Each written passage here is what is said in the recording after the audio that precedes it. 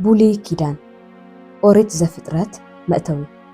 أوريت زفطرت بزعبا أفتاترا علاماتن أمت أصادق سبن سب بخمي حاتيات كم زجمرن حاتيات زسعبو سقاين كم أون إجزابهر مسب زلو ركبن يجلز أوريت زفطرت أب كلتا عبيت خفلتات يمدب كم معرف حدا كسب عصرت حدا بزعبا أفتاترا علمن بزعباتهم قداموت دق سبن يجلز أبز خفلزي تاريخ أدامن هيوانن قايلن أبيلن نوهن ما يتفقاتن هنصا بابيلونن نركب كاب معراف 12 كسع 5 أبزلو خفل دما تاريختهم قداموت أبوتات حزب إسرائيل يركب أبزياتهم اتقدماي أبراهاميو أبراهام بأمنته فقاد ودو يعقوبن بزعباتهم 12 دقي يعقوب يجلጽ أبراهام بأمنته فقاد እግዚአብሔር بمفصامون استفلت أنبرا أسعبو بزعبا ودو يسحقن بزعبا ودو يعقوبن بزعبا اتم 12 دقي يعقوبن يجلጽ إزوم 12 دقي يعقوب نتم 12 نجد إسرائيل زفريو كم زخونو اتمصحف ينغرنا ودي يعقوب يوسف تشيطو ناب ግብጽ ከም ዝኸደን بدحري ድማ يعقوب مس سدرأو كم زصعبون يገልጸና እዚ መጽሓፍ እዚ ብዛዕባ ደቂ ሰባት ዝገልጽ እኳ እንተኾነ ልዕሊ ኩሉ ብዛዕባቲ እግዚአብሔር ዝፈጸሞ ግብርታት እዩ ዝነግረና እግዚአብሔር ሰማያትን ምድርን ከም ዝፈጠረን ንህዝቡ ከዓ ኩሉ ሻዕ ናብ ቁኑዕ መንገዲ ከም ዝምልሶም ዝሃቦም ተስፋን ይገልጽ ኣብዚ መጽሓፍ እዚ ብዝበለጸ ብዛዕባቲ ንዝበደሉ ዝፈርድን ዝቐጽዕን ንህዝቡ ዝመርሕን እግዚአብሔር ننبب ازي ጥንታዊ መጽሓፍ እዚ ብዛዕባ እምነት ሓደ ህዝብን እዚ እምነት እዚ ድማ ህያው ኮይኑ ምእንቲ ክነበርን ተጻሓፈ ምዕራፍ 1 መጀመርታ ፍጥረት እግዚአብሔር በመጀመርታ ሰማይን ምድርን ፈጠረ ምድርውን ጥርሓ ነበረት ዝኾነ ነገርውን ኣይነበራን ጸልማት ከዓ ኣብ ልዕሊ መዓሙቕ ነበረ መንፈስ እግዚአብሔር ድማ ኣብ ልዕሊ ማያት ይዝንቢ ነበረ ሽዑ እግዚአብሔር ብርሃን ይኹን በለ ብርሃን ድማ ኾነ እግዚአብሔር ድማ እቲ ብርሃን ጽቡቕ ከም ዝኾነ ረአየ እግዚአብሔር ከዓ ንብርሃንን ንጸልማትን ፈለዮም እግዚአብሔር ድማ ነቲ ብርሃን መዓልቲ ኢሉ ሰመዮ ነቲ ጸልማት ከዓ ለይቲ ኢሉ ሰመዮ ምሸት ኮነ ጊሓት እውን ኮነ ቀዳማይ መዓልቲ እግዚአብሔር ንማያት ካብ ማያት ዝፈልጥ ጠፈር ኣብ መንጎ ማያት ይኹን በለ ከምኡ እውን ኮነ እግዚአብሔር ከዓ ጠፈር ገበረ ነታ ኣብ ትሕቲ ጠፈር ዘሎ ማያት ድማ ካብቲ ኣብ ልዕሊ ጠፈር ዘሎ ማያት ፈለዮ ከምኡ እውን ኮነ እግዚአብሔር ከዓ ነቲ ጠፈር ሰማይ ኢሉ ሰመዮ ምሸት ኮነ ጊሓት እውን ኮነ ካልኣይ መዓልቲ እግዚአብሔር ድማ እቲ ኣብ ትሕቲ ሰማይ ዘሎ ማያት ናብ ሓደ ቦታ ይተኣከብ እቲ ንቑጽ መሬት ከዓ ይረአ በለ ከምኡ እውን ኮነ እግዚአብሔር ከዓ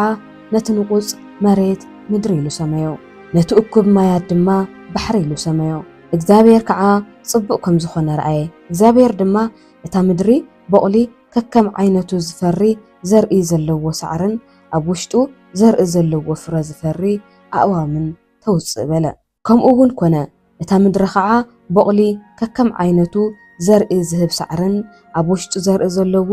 ፍረ ዝህብን ከከም ዓይነቱ ዝፈሪ ኣእዋምን ኣውፅአት እግዚአብሔር ድማ ጽቡቕ ከም ዝኾነ ረአየ ምሸት ኮነ ጊሓት እውን ኮነ ሳልሳይ መዓልቲ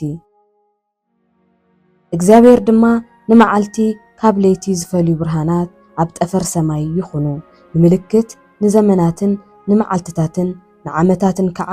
መፍለይ ይኹኑ ኣብ ምድሪ ንምብራህ ኣብ ጠፈር ሰማይ ብርሃናት ይኹኑ በለ ከምኡ እውን ኮነ እግዚአብሔር ከዓ ክልተ ዓበይቲ ብርሃናት ገበረ እቲ ዓብይ ብርሃን በመዓልቲ እቲ ንእሽተይ ብርሃን ድማ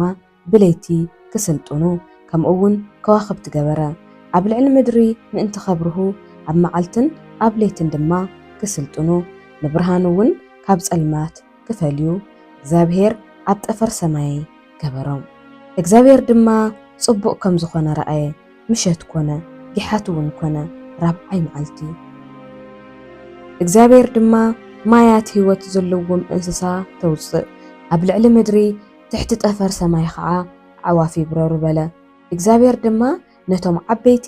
እንስሳታት ባሕርን ነቶም ማያት ዘውፅኦም በብዓይነቱ ህይወት ዘለዎም ዝንቀሳቐሱ ኩሎምን ክንፊ ዘለዎም በብዓይነቱ ኩሎም ኣዕዋፍን ፈጠረ እግዚአብሔር ድማ ጽቡቕ ከም ዝኾነ ረአየ እግዚአብሔር ድማ